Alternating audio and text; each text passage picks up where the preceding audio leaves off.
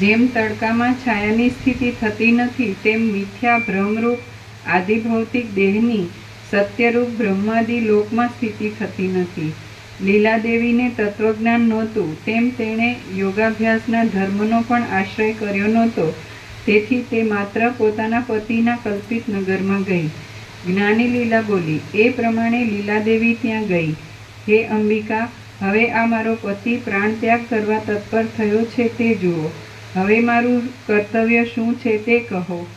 દેહધારી મનુષ્યોના જીવનમાં તથા સુખ વગેરે ભાવમાં અને દુઃખ વગેરે અભાવમાં પ્રથમ કેવો નિશ્ચય હતો, પછીથી ફરીથી મરણ તથા જન્મથી જણાતો અનિશ્ચય કેવી રીતે થયો તે કહો. જો નિયમ ન હોય તો પદાર્થના સ્વભાવની સિદ્ધિ કેવી રીતે છે તથા પદાર્થમાં સત્તા કેવી રીતે રહેલી છે તે કહો. અગ્નિમાં ઉષ્ણતા કેવી રીતે છે, પૃથ્વીમાં સ્થિરતા કેમ છે, હિમમાં શીતળતા કેમ છે, કાળ તથા આકાશ વગેરેમાં કેવી સત્તા રહેલી છે.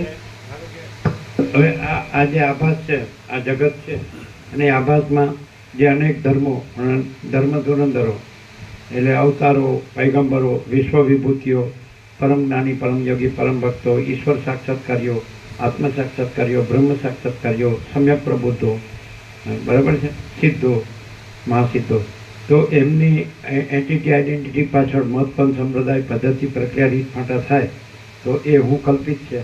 એટલે એ મતપંથ સંપ્રદાય પદ્ધતિ પ્રક્રિયા રીતફાંટા પણ કલ્પિત છે. કારણ કે પરમ ચિદાકાશ પરમ જ્યોતિ અખંડ જ્યોતિમાં કોઈ કલ્પના જ સંભવતી નથી. સમજાય? એટલે જો મતપંથ સંપ્રદાય પદ્ધતિ પ્રક્રિયા રીતફાંટા હોય તો એ કલ્પિત છે.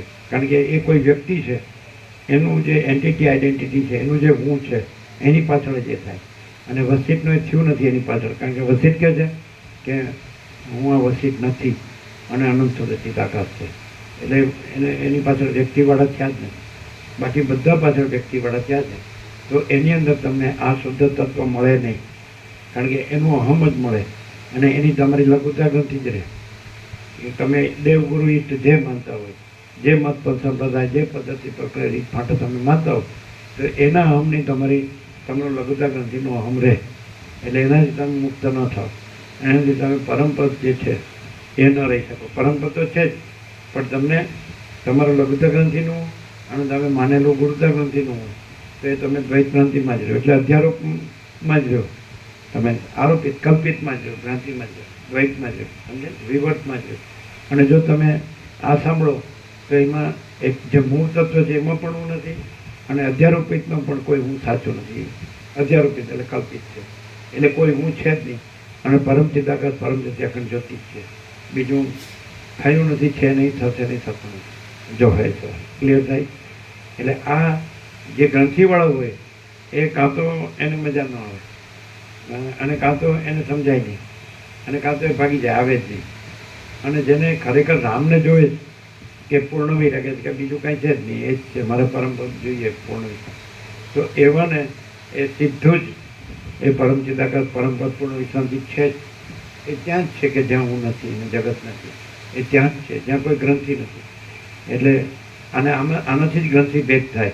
અને છોડી દે તો એ ગ્રંથિમાં જ ભમે. સમજે?